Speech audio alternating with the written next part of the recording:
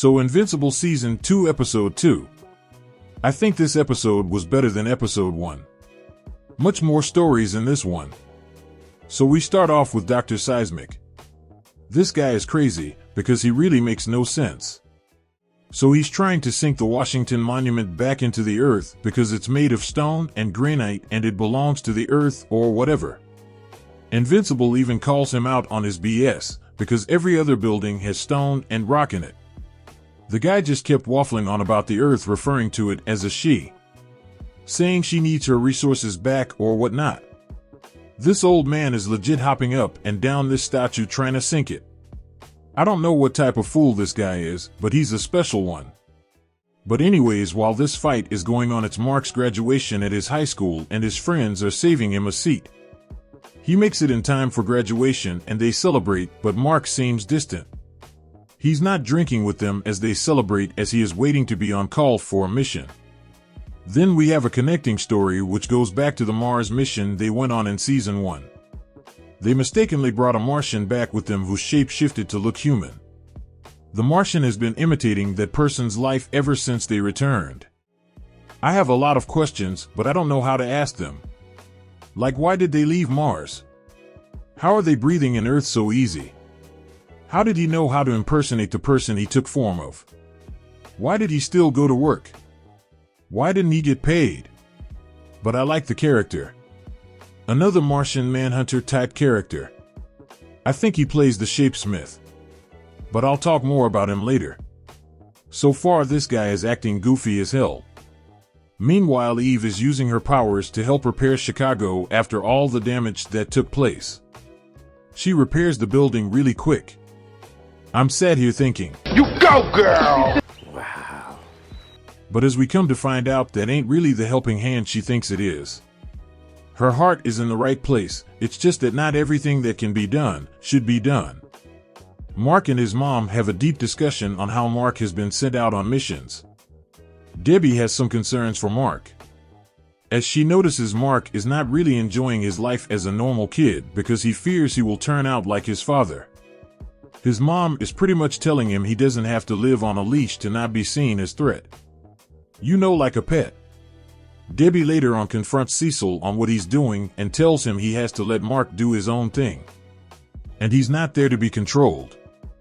And pretty much they are manipulating him while he's in a bad state, which is wrong for them to do. Debbie is 100% right in this, but I do understand Cecil's concern. A guy that powerful should report to someone or at least know who they are allied with. But in all honesty, taking advantage of people while their mental is down is poor behavior. I know that look. Oh, are you shitting me? Immortal is taking Duplicate to Pound Town. Next we go to Mark's assignment. Man, I love this scene. They got their own Gotham City in this bitch. They call it Midnight City. It's just a dome of dark nights and silhouette buildings. It's separate from the rest of the world somehow. So in this scene we have like a Nightwing type character turned Batman. But in this case it's Nightboy turned Darkwing. He was basically Darkwing's sidekick. Work. I was Nightboy, his assistant. Assistant? Oh, and he has a thing about being called a We sidekick. don't use that term. It's degrading. So he's stepped up and he's taking over Gotham now. Only problem is he's the one that needs to go to ARKHAM Asylum. He's a little cuckoo for Cocoa Puffs. He thinks he's crime fighting, but he's just taking niggas out. Invincible comes and Nightboy is pretty much like, "What are you doing? Gotham is mine." Invincible ain't trying to hear all that. They get to squabbling and Invincible was surprised he could feel Nightboy's punch, but he claims it didn't hurt. Then Nightboy seems to have a power where he can fade in and out of the darkness, and there's like a void he can enter and put people in. He calls it the Shadowverse. It's kind of a cool power, especially for a Gotham City type hero. But he's crazy, so it's not really helping no one. He manages to put Invincible there, and he's jumping in back and forth trying to scare Invincible, saying there's monsters in there, and he doesn't even stay long in there. He then starts monologuing and Invincible manages to catch him in the void. This was when Invincible showed he was a real motherfucking G. He holds Nightboy in the void, telling him to get them out of here or we both staying. Then we hear some monster screeches get closer, but we can't see anything. Nightboy didn't even try to call his bluff and they both escaped. Man, this man Mark deserves a yellow lantern ring for the fear he put in that boy, I'm telling you. I ain't saying invincible pussy, but I ain't seen him put fear in a man like this. Anyways, he knocks out Nightboy and we move on. I hope they manage to help him out somehow. He's actually a great character, but he's just crazy. Continuing on, we see Eve. Her family is struggling. This is caused by the aftermath of what happened between Invincible and Omni-Man in Chicago. Eve's dad has lost his job. He is now working in Burger Mart.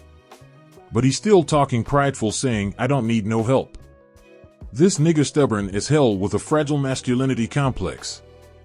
Anyways, Eve tries to help by putting food in the fridge and made a golden apple they can sell for money. But come and see my man. He puts all of it in the trash. Oh my days, this nigga petty. He remind me of the dad in BMF. Nigga will do anything but take a handout. Man, if that was me, I'll be asking Eve for a whole lot of shit. A mansion, a car, a whole bunch of shit. I ain't working another day in my life. I'll be honest though, my ego would feel away if I couldn't provide for my family like I'm supposed to. Then to have a superhero daughter to one-up me. I guess that really isn't the case. Eve is just trying to help out her family. So Amber and Mark. Everyone seems to hate this couple. I'm just looking at it as shrug emoji. Not too bothered by it, to be honest. Amber is treating Mark a lot better now, especially after what has happened. But I hate when bad things have to happen to you for people to treat you right. Like, is this pity or a performance act? Anyways, like I said, I'm not too fussed by their relationship. Mark's next mission is in Atlantis. This scene was alright. But my puzzling thought is on how the Atlanteans are built. I thought only their Aquaman was a humanoid fish, but it seems like all their people are. Which I don't seem to get. Why would fish people have legs? Doesn't that defeat the purpose of being a fish? Whereas being a human with fish features makes more sense. Anyway, Cecil explains to Mark the diplomacy issue. As Omni-Man has killed their king, the next of kin needs to marry the queen. It's pretty much a formality. Mark questions if he has to sleep with her. Now I'm just thinking Mark is a freak. You're a freaky frog! So he goes down there and they give him a breather so he can breathe down there. He presents to the queen and he's like, nah, I can't do this. Then starts going on, talking about how he has a girlfriend and they're finally on good terms now. I'm thinking to myself, shut the hell up, man. You know it's gonna be something if they take it for disrespect. But thankfully they don't see it that way. They said the marriage thing is an old tradition. Their new tradition is gladiator battle. They want Invincible to fight their champion. Now this scene is straight out of SpongeBob. So they present their champions, which looks like a little seahorse. Non-threatening at the least. Invincible doesn't even think twice. He just says seriously and starts squabbling the creature. I don't even know why Invincible starting whacking that thing. I thought it was like the Atlantean beloved pet or something, and Mark was going to end up being held responsible for its murder or end with bad Atlantean PR. Next thing you know, Invincible pulls on the creature. This then exposes it was actually a 50-foot monster and that thing he was fighting was just an antenna. Invincible is now getting worked. He is over it. He cries out to Cecil. Cecil sends in some torpedoes, but one of them hit the chains holding the monster. Invincible is set to run away, but he looks back and the monster is wilding out, harming the Atlanteans. So he turns around like a true superhero and saves them. We don't really see how he defeats the monster, but we saw him get dragged to the depths, but he managed to escape. There was some shit about the Lizard League, but not much for me to go into. All I know is the Supreme Lizard gets killed by one of the members for disrespecting King Lizard. The new Guardians were fighting them, and that's where they meet the Shapesmith. So Shapesmith, I like this character, but they seem sketchy. I'm assuming it's the Martian. I don't completely know. Regardless, I think it's another interesting character. They were quick to take him in though, with no background checks or nothing. Y'all need help that bad, you just taking strangers off the street to your headquarters. Shambolic, irresponsible behavior if you ask me. Even the way he talks and tells his backstory is sketchy. Hopefully we see more of him next episode. Oh yeah, back to Eve before I forget. So she comes back to the house and she is arguing with her old man. She saw the food that she made in the trash. The pops is still on this leader of the household shit, while Eve is trying to explain that she's only trying to help. Her father then shows her a newspaper article. It turns out the building she restored was built on a weak foundation and the building collapsed. Thankfully nobody died, but Eve is shocked by this because she didn't know until now. Dad then says, "Your powers don't make you a hero, they make you dangerous." Eve's pops ain't wrong, but the circumstance and tone he used was out of line on my opinion. He just looking for any way to call Eve out her name and hurt her. I'm not sure if this is coming out of anger or if he is genuinely scared of the risks Eve could cause. He just seems like a dickhead. Angstrom in the cut, that's a scary sight. So we see Angstrom again talking to another invincible from another dimension. But this one is locked up. Not much happens, they just talk and he portals away. This concludes the episode.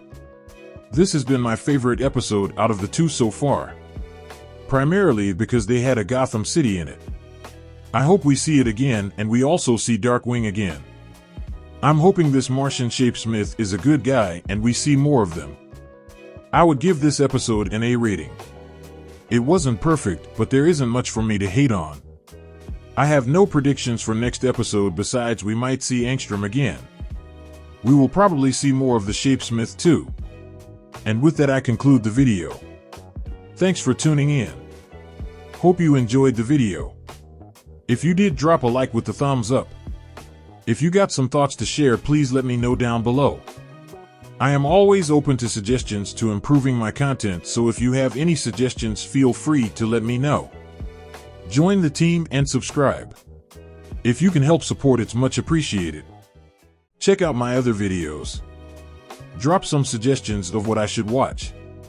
I am always open to suggestions on improving my content, so if you have any suggestions, feel free to let me know. Enjoy your day and stay blessed.